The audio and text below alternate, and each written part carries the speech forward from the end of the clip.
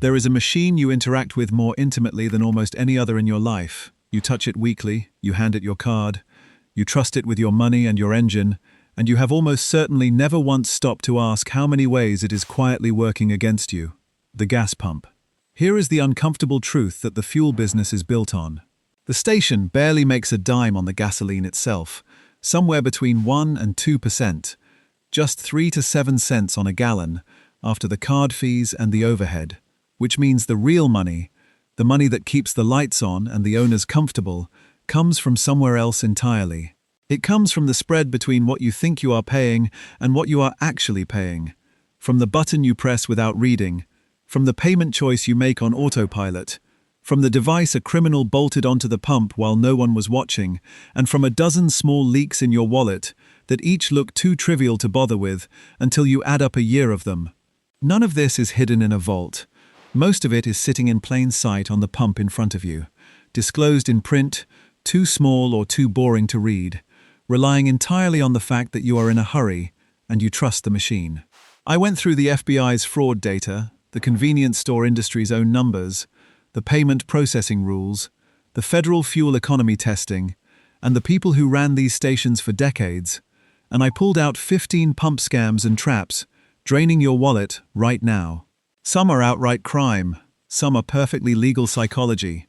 All of them stop working the second you understand them, and the one at number 7 is the single most common way drivers hand over money for absolutely nothing in return, so stay with me. We are counting them down. Number 15 is the oldest psychological trick on the whole forecourt, the 9/10 of a cent welded onto the end of every price, the fraction you stopped seeing years ago. It looks like a historical leftover, and that is exactly the cover it hides behind. A fuel management specialist laid out the real math, that a single station pumping 300,000 gallons a month rakes in more than $32,000 a year from that one sub-penny digit alone. A digit you cannot even pay in exact change. It works for the same reason a price ending in 99 works, making $3.49 read to your brain as cheaper than it truly is. And when one state actually banned fractional pricing decades ago, drivers complained and it quietly returned. You will never shave it off, but seeing it again is the first crack in the illusion that the number on the sign is honest rather than engineered. Number 14 is the trap that springs the instant you choose how to pay, the credit card surcharge, and it has metastasized into one of the most aggressive games on the forecourt. Stations pay the card networks roughly 2 to 3% per swipe, about 8 to 10 cents a gallon on $4 gas, and to recover it, many now post two prices, cash and a higher credit price. Recovering the fee is fair.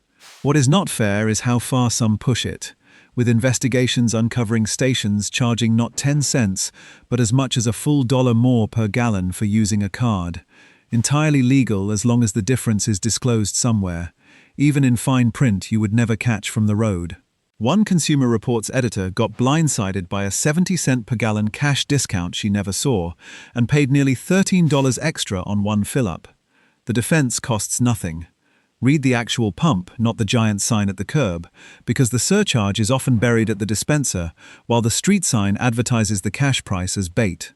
Number 13 is the flip side of that same coin, the cash versus rewards math that most people get exactly backwards. The reflex says cash is always cheaper, but it depends entirely on your card. If the cash discount is 10 cents on $4 gas, that is 2.5%, and a card paying 3, 4, or 5% back on fuel beats cash outright. But make that discount a steep 20 cents, and it crushes a 2% card, and cash wins clearly. There is a real break-even point, and the station is betting you never run it, just defaulting to plastic out of habit, while they keep the spread. Number 12 is the free money rotting in your pocket. The loyalty and grocery rewards programs the big chains run precisely because most people ignore them. Shell's fuel rewards, ExxonMobil's rewards, the Kroger and Safeway grocery tie-ins that turn supermarket spending into cents off per gallon, all free to join. And the industry happily advertises them because redemption rates are low, which means the program mostly buys your loyalty rather than actually paying you. Scan the card every single time, and you flip that math back in your favor. Number 11 is the app that turns the whole opaque pricing game transparent in 10 seconds. And the stations counting on your laziness hate it. GasBuddy and UpsideMap live, crowdsourced prices at every station around you, increasingly including the cash versus credit split, and the spread they reveal over a short distance is often enormous, because an oil company is legally not even allowed to set its station's retail prices, so pricing is local, station by station. That is why two stations a mile apart differ by 20 or 30 cents for chemically similar fuel, and the only thing between you and the cheaper pump is the glance you take before you drive. Number 10 is the genuine crime hiding on the machine itself, the card skimmer. And this one is not psychology, it is theft. The FBI estimates skimming costs consumers and banks more than $1 billion every year, and FICO has tracked the number of compromised cards surging, with one report finding a massive year-over-year jump and the scam spreading from cities into rural stations. A skimmer is a small device a criminal hides over or inside the card reader, copying your card's magnetic stripe while the real reader still processes your purchase, so the transaction goes through normally and you notice nothing until the fraudulent charges land. Number 9 is how you beat that skimmer, and it is almost insultingly simple. Before you insert a card, wiggle the reader, because most skimmers attach with double-sided tape and will feel loose or bulky. Check the tamper-evident seal near the reader, the brightly colored sticker that reads void if the panel has been opened. Compare the keypad to the pump next door for a mismatched overlay, and cover your hand when you type your PIN to defeat the pinhole camera. Number 8 is the single best defense against all of it, choosing a payment method the skimmer cannot read. Tap to Pay and phone wallets like Apple Pay and Google Wallet, or the station's own app like the Shell or ExxonMobil app, bypass the card reader entirely, and the magnetic stripe skimmer gets nothing.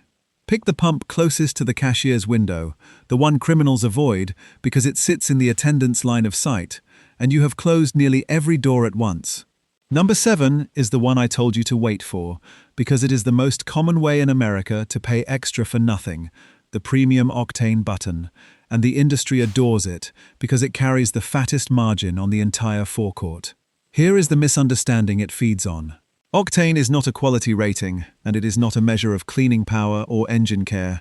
It is simply how much compression the fuel can take before it knocks, and your engine needs higher octane only if the manufacturer specifically requires it, which is printed on your fuel door and in your owner's manual. If it says required, buy premium.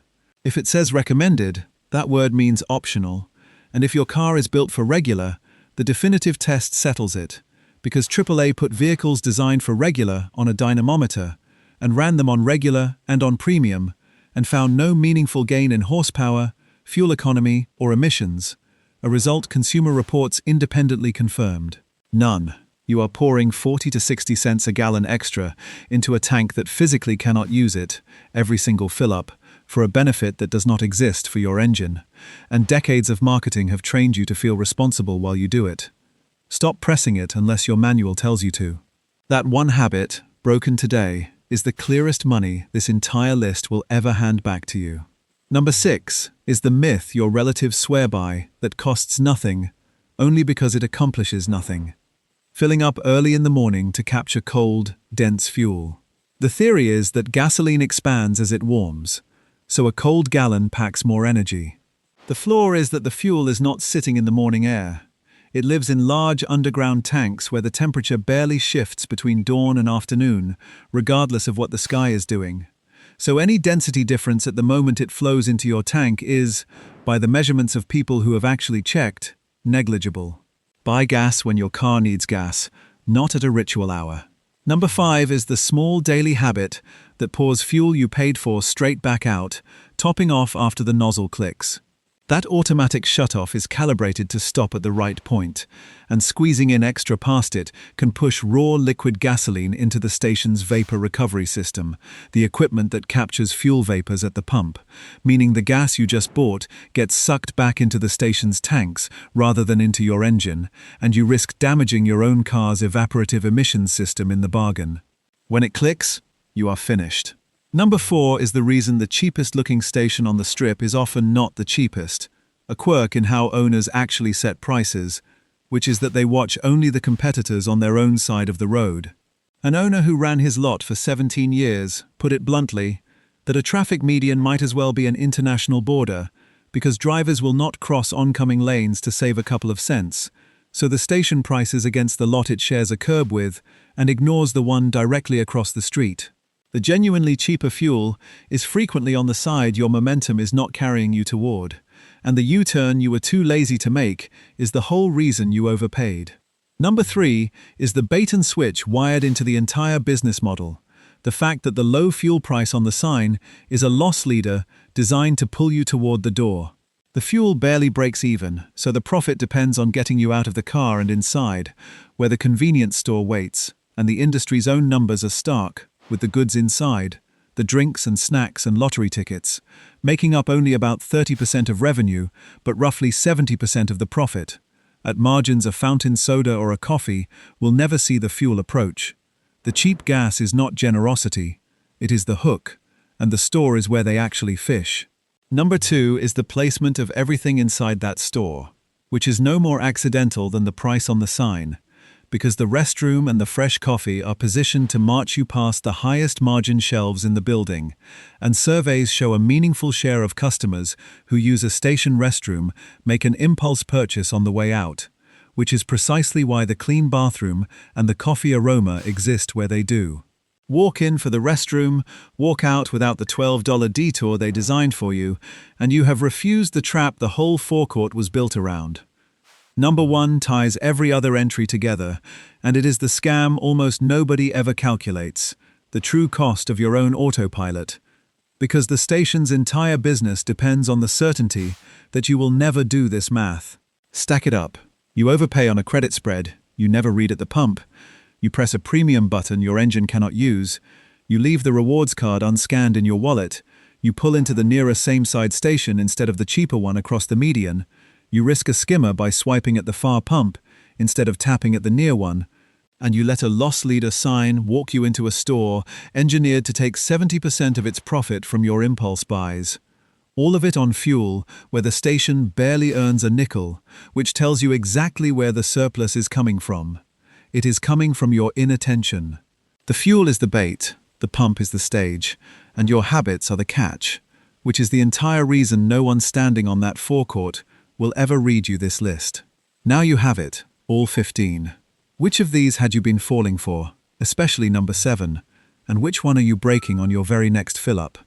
Drop it in the comments and subscribe for more honest motoring advice.